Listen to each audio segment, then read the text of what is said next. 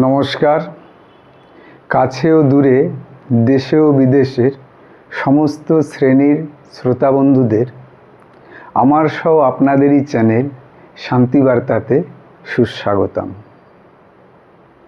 তো আজকের ভিডিওর যে আলোচনার বিষয়, তো ভিডিওর ডিসপ্লেতেই আপনারা দেখে নিশ্চয়ই অনুমান করতে পেরেছেন যে আজকের আলোচনার বিষয় হলো পরনিন্দা থেকে বিরত থাকুন। দেখুন, পরমপিতা পরমেশ্বর বা যে দুনিয়ার যে সুপ্রিম পাওয়ারের সৃষ্টি, আমরা মনুষ্য সবথেকে উন্নত সৃষ্টি।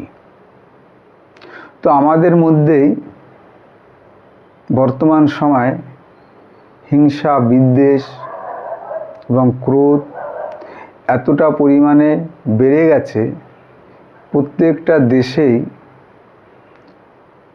একটা অশান্তি, কলহ বা দাঙ্গা লেগেই আছে। কাজেই এতে কি হচ্ছে, পরিবেশ, সমাজ সমস্ত কিছুই কিন্তু কলুষিত হচ্ছে। এমনকি এটাও দেখা যায় আগের মতন আর কিন্তু সেই একান্নবর্তী পরিবার আর নেই। এর পেছনে নানাবিধ অনেক কারণ আছে, কিন্তু তার মধ্যে একটা, সেটা হচ্ছে পরনিন্দা, পরচর্চা। দুনিয়ার ভেতরে সবচাইতে নিকৃষ্ট মানুষ হিসাবে তারাই গণ্য হন যারা পরনিন্দা বা পরচর্চা করেন। তাদের নিজস্ব কোনো স্বপ্ন নেই। মানুষ নিজে যদি কোনো স্বপ্ন দেখে, সেটা বড় হওয়ার, যে কোনো কাজের বা কর্মের, যে আমি একটা বড় কর্ম করব বা এই বড় একটা কাজ করব বা অনেক কিছু একটা, কোনো কিছু একটা সৃষ্টি করব বা প্রতিষ্ঠা করব, কোনো স্বপ্ন যদি দেখে মনে মনে এবং সেটাকে বাস্তবে পরিণত করার জন্য তার অগাধ পরিশ্রম এবং সময় দিতে হয়, তখন তার কিন্তু পরনিন্দা বা পরচর্চা করার মতো সময় বা মানসিকতা কোনোটাই থাকে না। সুতরাং নিজেকে অন্যের ক্ষতি বা অন্যের সমালোচনা করা থেকে বিরত রাখতে হবে। সবসময়ের জন্য চেষ্টা করতে হবে যে কিভাবে নিজের আরও উন্নতি করা যায়। সেটা পারিপার্শ্বিক হতে পারে, সামাজিক হতে পারে। এক জায়গায় থেমে থাকলে চলবে না। রেগুলার কিছু না কিছু নতুন কোনো জ্ঞান অন্বেষণ করতে হবে।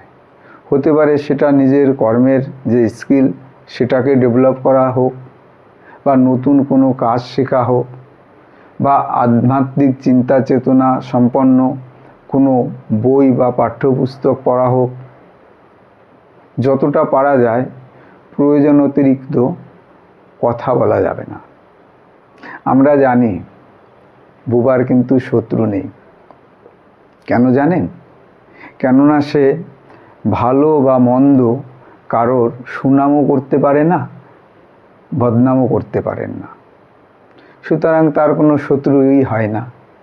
তো আমরা যারা মানুষ, যারা কথাবার্তা বাক্যজ্ঞানে সিদ্ধ, কথাবার্তা বলতে পারি, আমরা যদি এই কথাগুলি ভালো কথার মধ্যে লাগাই, তাহলে আমাদের উন্নতি হবে। আর যদি পরনিন্দা পরচর্চা করতে থাকি, তাহলে আমাদের মানসিকতাও নিকৃষ্ট মানের তৈরি হবে। তখন সমাজ বা সংসার থেকে আমরা বিতাড়িত হতে থাকব। কর্মক্ষেত্রেও সেম,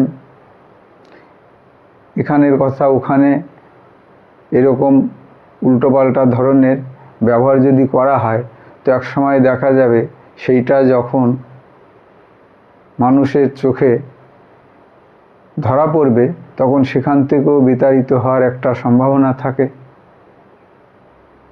তো পরনিন্দা থেকে নিজেকে বিরত রাখতে হবে। সৎ এবং শান্তিময় চিন্তা ভাবনা নিয়ে নিজের সাধারণ জীবন অতিবাহিত করতে হবে।